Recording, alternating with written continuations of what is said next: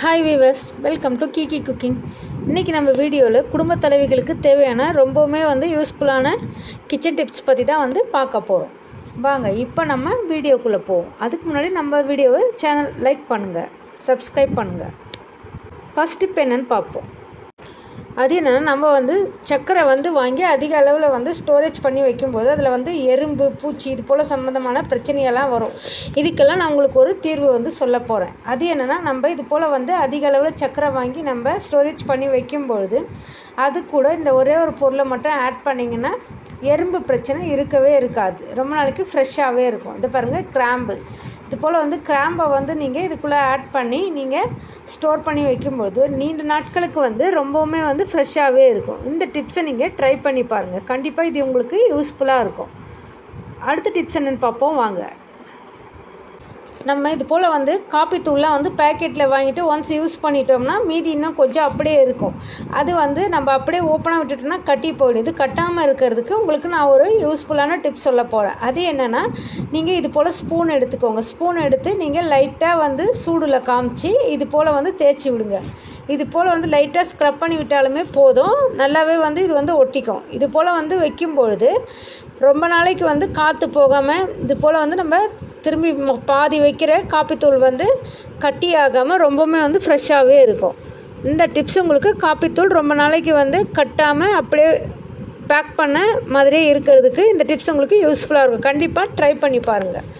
அடுத்த டிப்ஸ், இது போல் நீங்கள் இந்த டிப்ஸை நீங்கள் ஃபாலோ பண்ணி வைக்கும்பொழுது காப்பித்தூள் நீங்கள் கொஞ்சமாக யூஸ் பண்ணிவிட்டு வச்சாலும் கூட உங்களுக்கு ரொம்பவுமே ஃப்ரெஷ்ஷாக இருக்கிறதுக்கு உதவும்.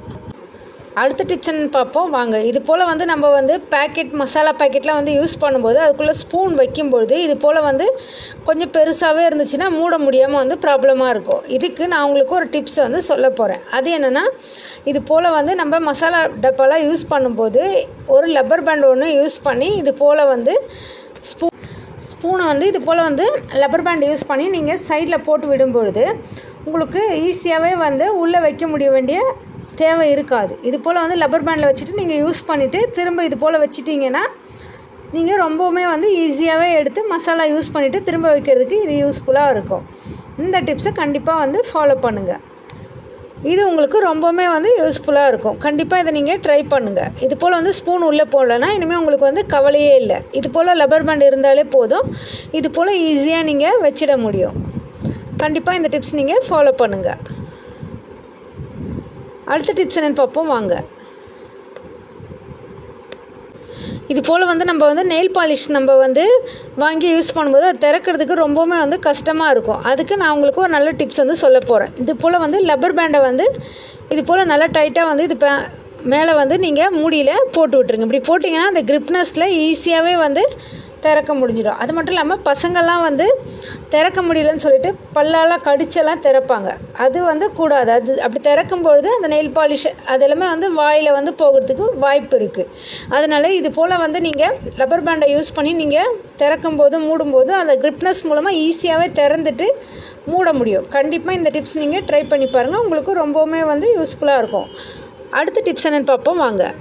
நம்ம வீடுங்களில் இது போல் நம்ம ஒட்டனை அடிக்கிறதுக்கு ஒட்டரை குச்சி யூஸ் பண்ணிவிட்டு நல்லா ஒட்டனை அடிக்கும்போது அதில் ஃபுல்லாகவே டஸ்ட் எல்லாமே பதிஞ்சிடும். அப்படி பதியும் போது அதை எடுக்கிறதுக்கு நமக்கு ரொம்பவுமே கஷ்டமாக இருக்கும். அதுக்கு நான் உங்களுக்கு ஒரு ஈஸியான டிப்ஸ் ஒன்று சொல்ல போகிறேன். நீங்கள் யூஸ் பண்ணிவிட்டு தூக்கி போடுற சீப்பு வச்சுருப்பீங்க. இது போல் சீப்பை இனிமேல் தூக்கி போடாதீங்க. இது போல் ஒட்டனை அடிக்கிறதுக்கு யூஸ் பண்ண குச்சியில் இது போல் க்ளீன் பண்ணுறதுக்கு யூஸ் பண்ணுங்கள். இங்கே பாருங்கள், இது போல் நம்ம வேஸ்ட்டான சீப்பை வச்சு இப்படி தள்ளும்பொழுது நல்லாவே இதில் இருக்க டஸ்ட் எல்லாமே வந்துடுது. இது நீங்கள் கண்டிப்பாக ட்ரை பண்ணி பாருங்கள். ரொம்பவுமே உங்களுக்கு யூஸ்ஃபுல்லாக இருக்கும். கண்டிப்பாக இந்த டிப்ஸ் உங்களுக்கு யூஸ்ஃபுல்லாக இருக்கும். கண்டிப்பாக ட்ரை பண்ணி பாருங்கள். இது போல் வேஸ்ட்டாக தூக்கி போடுற சீப்பை வச்சு மட்டுமே உங்களுக்கு ஒரு யூஸ்ஃபுல்லான உங்கள் தூசு எல்லாம் தட்டுறதுக்கு தேவையான டிப்ஸை நான் இப்போ உங்களுக்கு சொல்லியிருக்கேன். இது நான் ரொம்பவுமே எல்லாருக்குமே யூஸ்ஃபுல்லாக இருக்கும். கண்டிப்பாக நீங்கள் ட்ரை பண்ணி பாருங்கள். இது போல் தூசுகளை அகற்றிடுங்க. அடுத்த டிப்ஸ் என்னென்னு பார்ப்போம் வாங்க. நம்ம வீட்டில் வந்து தேங்காய் வந்து வாங்கி வச்சுட்டு இது போல் வந்து நம்ம உடைச்சிட்டோம்னு சொன்னால் அதுக்கப்புறமேட்டு அது வந்து சீக்கிரமாக வந்து கெட்டு போயிடும். அப்படி கெட்டு போகாமல் இருக்கிறதுக்கு அது மேலே வந்து தேங்காய் எண்ணெய் யூஸ் பண்ணலாம். அப்படி இல்லைன்னு சொன்னாலும் உப்பு வந்து இது போல் வந்து நல்லா இந்த மேல் வாக்குலலாம் நல்லா வந்து தடவி வச்சிட்டிங்கன்னா ரொம்ப நாளைக்கு வந்து தேங்காய் வந்து கெட்டு போகாமல் ரொம்ப நாளைக்கு உங்களுக்கு ஃப்ரெஷ்ஷாகவே வந்து இருக்கும். இது போல் வந்து நம்ம உடைச்ச தேங்காவை அது மேலே உப்பை தடவி நம்ம வந்து ஃப்ரிட்ஜில் யூஸ் பண்ணும்போது இது ரொம்பவுமே வந்து கருப்பாகாமல் கலர் மாறாமல் ரொம்பவுமே வந்து ஃப்ரெஷ்ஷாக உங்களுக்கு வந்து இருக்கும். கண்டிப்பாக இந்த டிப்ஸ் நீங்கள் ட்ரை பண்ணி பாருங்கள். இது ரொம்ப யூஸ்ஃபுல்லான டிப்ஸு. அடுத்த டிப்ஸ் என்னென்னு பார்ப்போம் வாங்க.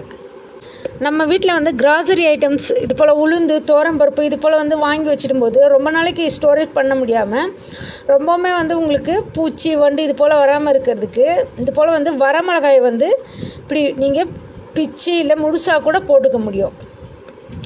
வரமிளகாயை நீங்கள் போட்டு வைக்கும்பொழுது ரொம்ப நாளைக்கு வந்து அதில் பூச்சி புழு வண்டு இது போல் எதுவுமே வராமல் இருக்கும். நீங்கள் இது போல் வந்து வச்சு ஸ்டோர் பண்ணும்போது தோரம்பருப்பு எந்த வகையான பருப்புகள் தோரம்பருப்பு உளுந்தம்பருப்பு பாசிப்பருப்பு இது போல் வந்து எதுவாக இருந்தாலுமே வந்து உங்களுக்கு ரொம்ப நாளைக்கு வந்து ஃப்ரெஷ்ஷாகவே வாங்கும்போது எப்படி இருந்துச்சோ அந்த மாதிரி வந்து ரொம்பவுமே வந்து ஃப்ரெஷ்ஷாகவே இருக்கும். நீண்ட நாட்களுக்கு வரும். இதை நீங்கள் ட்ரை பண்ணி பாருங்கள். கண்டிப்பாக இது உங்களுக்கு யூஸ்ஃபுல்லாக இருக்கும். அடுத்த டிப்ஸ் என்னென்னு பார்ப்போம் வாங்க. இந்த டிப்ஸ் வந்து எல்லாருக்குமே வந்து ரொம்பவுமே வந்து தேவையான டிப்ஸாக இருக்கும். நம்ம வந்து எப்போவுமே வந்து கேஸ்கெட் வாங்குவோம் இல்லைங்களா, இது போல் வந்து குக்கருக்கு வந்து நம்ம கேஸ்கெட் வாங்கும்போது நம்ம கம்மியான அமௌண்ட்டில் கிடைக்குது சொல்லிவிட்டு ஏதாச்சும் ஒரு கேஸ்கெட் வாங்கும்போது சீக்கிரமாகவே வந்து பழுதடைஞ்சிடும். இது போல் நீங்கள் வந்து செய்யக்கூடாது. நல்ல பிராண்டடான கொஞ்சம் அமௌண்ட் அதிகமாக இருந்தாலும் உங்கள் குக்கருக்கு இருக்கிற அதே பிராண்டான கேஸ்கெட் மட்டும் தான் நீங்கள் வந்து வாங்கி வைக்கணும். இப்படி வைக்கும்பொழுது நீண்ட நாட்களுக்கு வந்து கேஸ்கெட் வந்து பழுதாகாமல் ரொம்பவுமே வந்து நீண்ட நாட்கள் உங்களுக்கு வரும். அது போல் வந்து வைக்கிற பொருட்கள் எல்லாமே வந்து சீக்கிரமாக வேகும். அது போல் குக்கருமே வந்து நீண்ட நாட்களுக்கு உங்களுக்கு வந்து யூசேஜில் இருக்கும். அப்படி இல்லை நீங்கள் கம்மி அமௌண்ட்டில் கிடைக்குது சொல்லிவிட்டு நீங்கள் வாங்கிட்டீங்கன்னா அது வந்து சீக்கிரமாகவே வந்து பாழடைஞ்சிரும். இது போல் வந்து இடுக்குகளில் வந்து நல்லாவே வந்து நீங்கள் க்ளீன் பண்ணி வச்சிடணும். இது போல் க்ளீன் பண்ணி நல்ல கேஸ்கெட்டு அதோட பிராண்டடான கேஸ்கெட்டை யூஸ் பண்ணும்போது ரொம்ப நாளைக்கு வந்து உங்களுக்கு குக்கர் வந்து யூஸாக இருக்கும். இல்லைன்னு சொன்னால் சீக்கிரமாகவே வந்து நீங்கள் போட்டுட்டு வேறு குக்கர் வாங்குற அளவு உங்களுடைய பணம் எல்லாமே வந்து வீணாக போயிடும். அதே போல் இது போல் குக்கர் மூடி இருக்கு இல்லையா, இதுலையுமே நீங்கள் வந்து ரொம்பவுமே வந்து கவனம் செலுத்தணும்.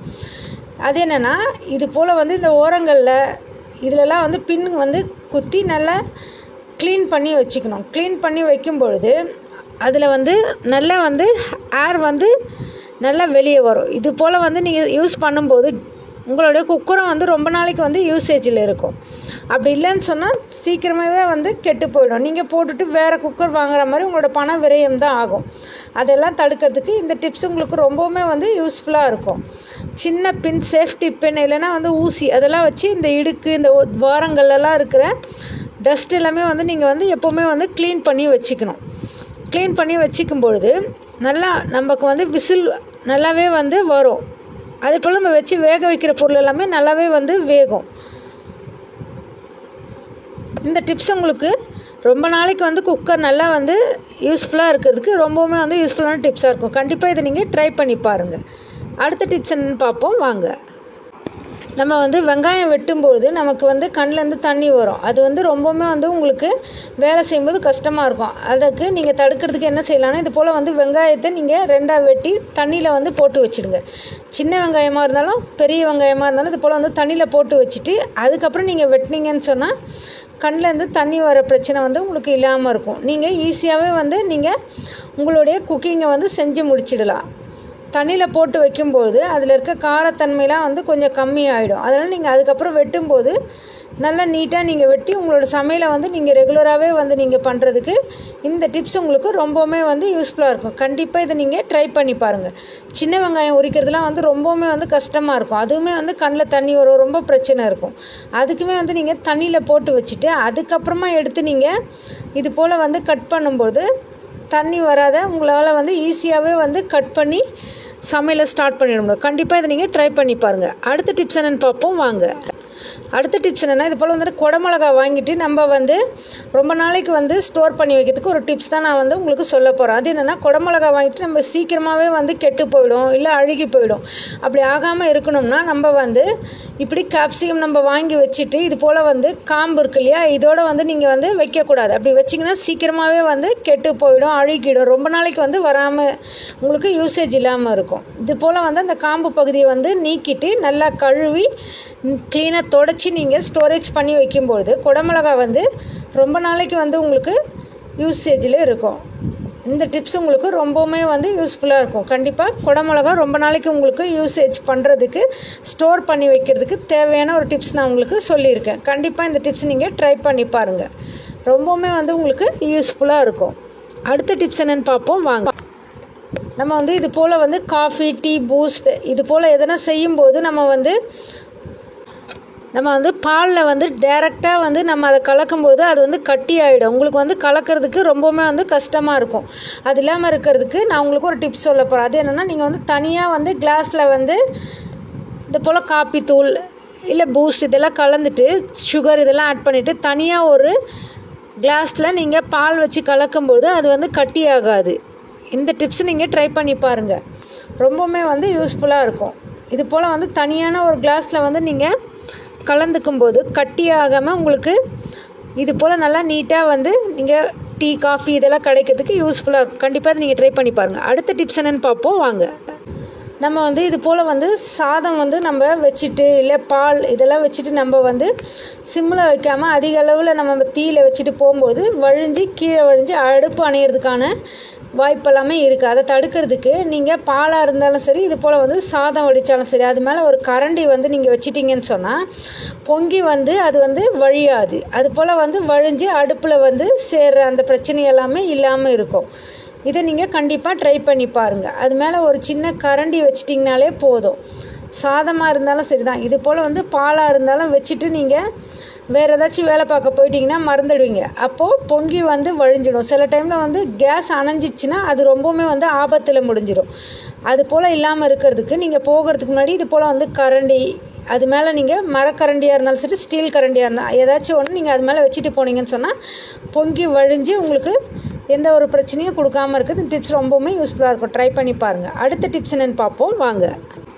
நம்ம வந்து இது போல் வந்து வீட்டில் வந்து ரொட்டிக்காய் வந்து நம்ம சமையலுக்கு யூஸ் பண்ணுவோம் இல்லையா, அது யூஸ் பண்ணும்போது நீங்கள் வந்து அப்படியே டைரெக்டாக வந்து நீங்கள் சமையலில் யூஸ் பண்ணிங்கன்னு சொன்னால் அது வந்து உப்பு இல்லாமல் இருக்கும், ரொம்பவுமே வந்து உப்பு இல்லாமல் இருக்கும். அது போல் வேகவும் வேகாத கட்டியாக இருக்கும். அதை தடுக்கிறதுக்கு நீங்கள் என்ன செய்யலான்னா, ஃபஸ்ட்டு அதில் வந்து உப்பு போட்டு நீங்கள் நல்லா வந்து ஊற வச்சுக்கோங்க. ஊற வச்சுட்டு நல்லா சுடு தண்ணியை அதில் வந்து ஊற்றிடுங்க. அப்படி ஊற்றிட்டோன்னு சொன்னால் அது போல் ரொட்டிக்காயில் வந்து உப்பும் ஏறிடும், அது போல் வந்து அதுவே வந்து வெந்துடும்.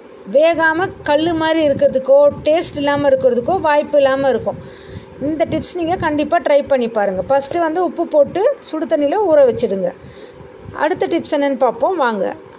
இது போல் உருளைக்கிழங்கு வந்து நம்ம வந்து எப்போவுமே வந்து வாங்கி அதிக அளவில் ஸ்டோரேஜ் பண்ணி வச்சுடுவோம். அப்படி ஸ்டோர் பண்ணி வைக்கும்போது முளை வந்துடும், இல்லைனா வந்து கருப்பாயிடும், கெட்டு போயிடும். இது போல் பிரச்சனை இல்லாமல் இருக்கிறதுக்கு நான் உங்களுக்கு ஒரு டிப்ஸ் சொல்ல போகிறேன்.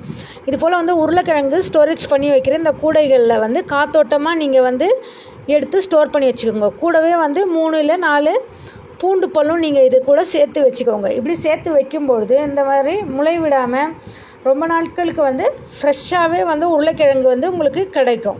இந்த டிப்ஸ் உங்களுக்கு உருளைக்கிழங்கு கெட்டு போகாமல் இருக்கிறதுக்கு, முளை விடாமல் ரொம்ப நாளைக்கு வந்து வர்றதுக்கு இந்த டிப்ஸ் உங்களுக்கு ரொம்பவுமே வந்து யூஸ்ஃபுல்லாக இருக்கும். கண்டிப்பாக இதை நீங்கள் ட்ரை பண்ணி பாருங்கள், ரொம்பவுமே வந்து உங்களுக்கு யூஸ்ஃபுல்லாக இருக்கும். இந்த டிப்ஸை கண்டிப்பாக நீங்கள் யூஸ் பண்ணி உருளைக்கிழங்குகள் வந்து கெட்டு போகாமல் இருக்கிறதுக்கு நீங்கள் ட்ரை பண்ணுங்கள். அடுத்த டிப்ஸ் என்னென்னு பார்ப்போம் வாங்க. நம்ம வந்து வாழைப்பழம்லாம் வாங்கிட்டு வந்துட்டு ரொம்ப நாளைக்கு வச்சுருக்கும்போது அது வந்து சீக்கிரமாக வந்து கெட்டு போய்டும், இல்லை கருத்து போய்டும். இது மாதிரி இல்லாமல் இருக்கிறதுக்கு நான் உங்களுக்கு ஒரு டிப்ஸ் சொல்ல போகிறேன்.